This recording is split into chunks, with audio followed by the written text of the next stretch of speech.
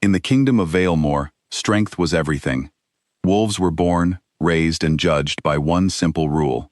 The stronger your wolf, the higher your place in the world. Warriors stood at the top. Hunters and healers stood in the middle. And at the very bottom stood the Omegas, wolves whose animal side never seemed to fully wake up. Ren was one of them.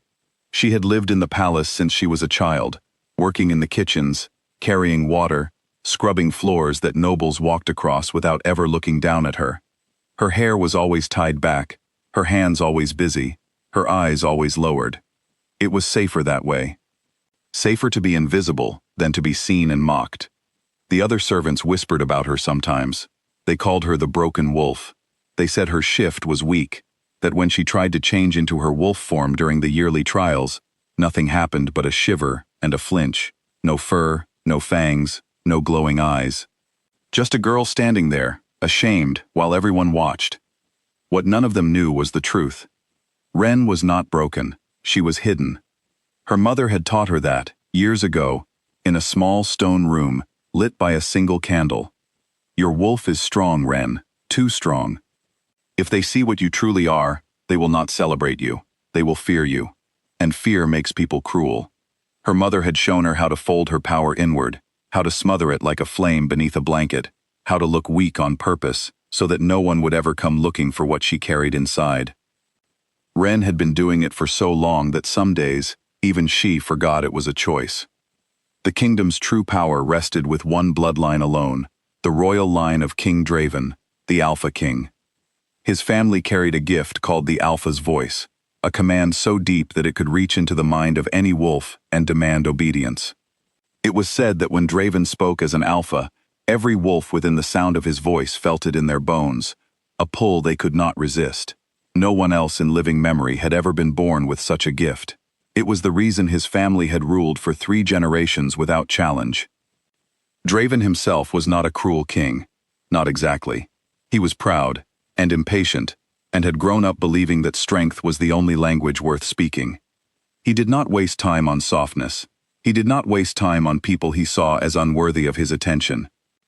And on the day of the royal tournament, he did not waste time on Ren, either. The tournament was held once a year, a display of strength meant to remind the kingdom why the crown deserved its loyalty. Warriors sparred in the courtyard, hunters raced through obstacle courses. And in the final trial, every young wolf in the palace's service was called forward to demonstrate their sistaus.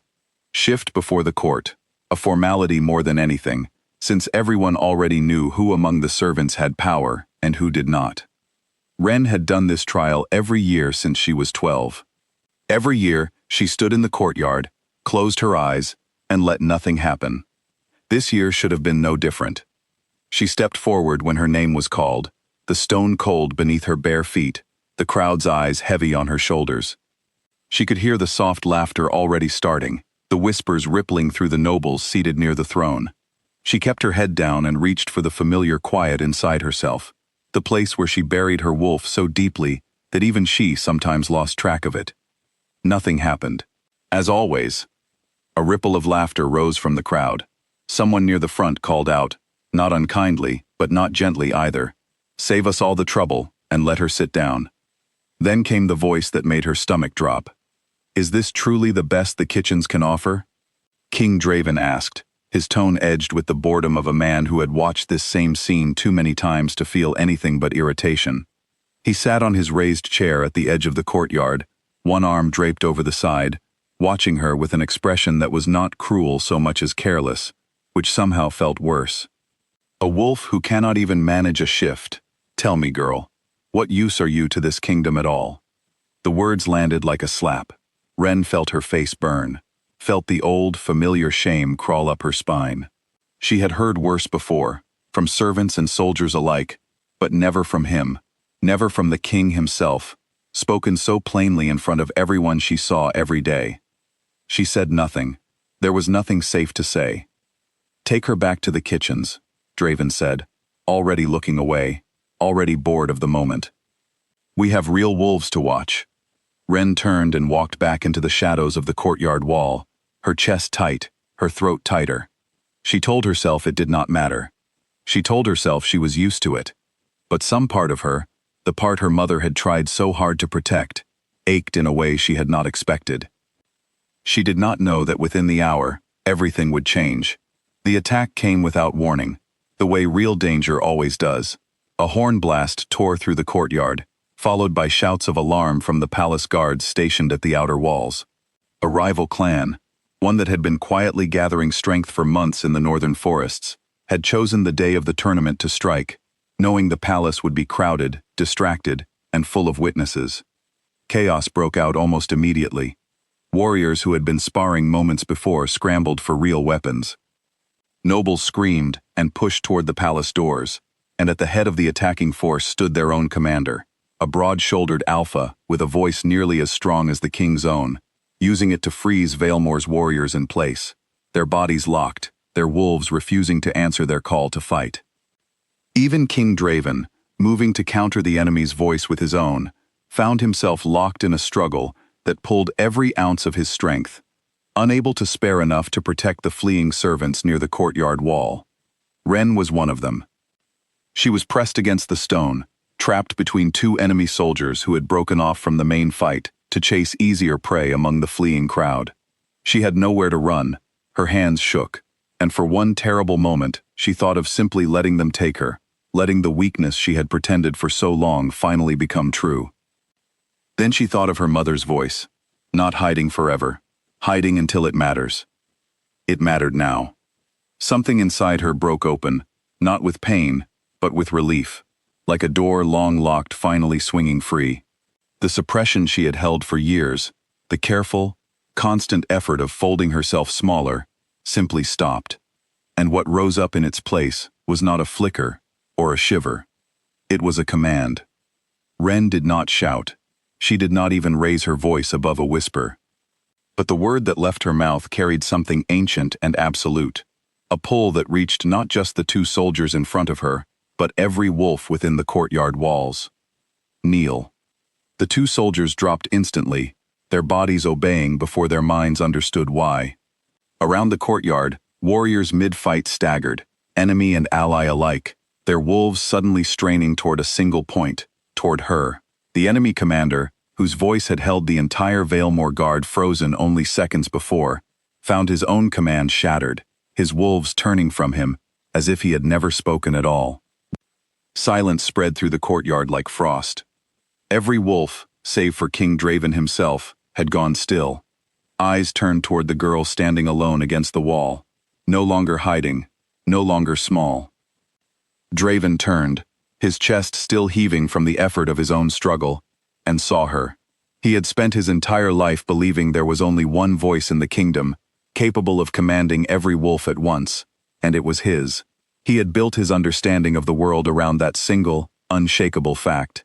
And now that fact lay broken at his feet, replaced by the sight of a servant girl he had mocked only an hour before, standing with her spine straight and her power finally, fully awake. The enemy commander, robbed of his hold over his own soldiers, made the only choice left to him. He called a retreat, and what remained of his forces fled the palace grounds, chased by warriors who, moments ago, could not have lifted a hand to stop them.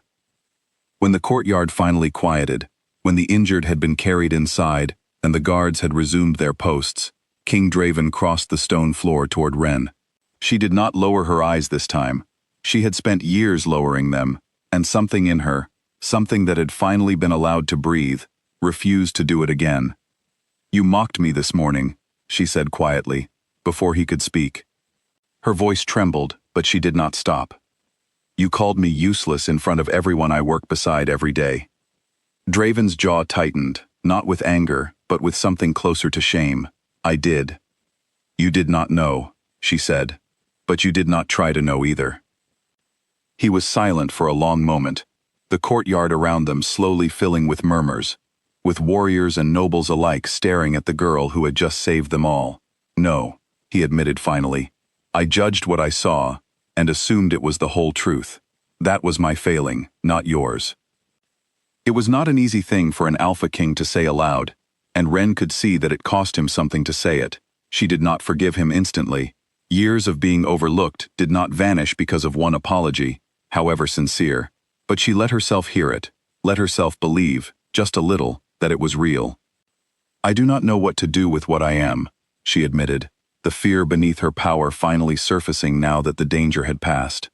"I hid it for so long because I was told it would only bring harm.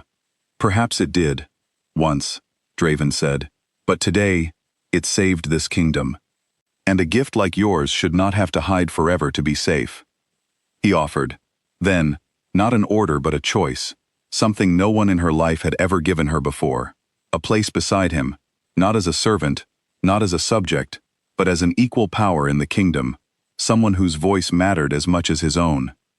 He did not ask her to decide that day. He only asked her to stop pretending to be less than she was.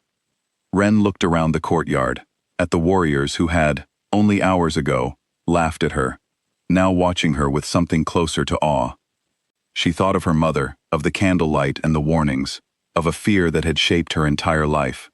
And she thought of the quiet strength that had been waiting inside her all along, patient and unafraid, simply waiting for the right moment to be seen. She was no longer the broken wolf of the kitchens.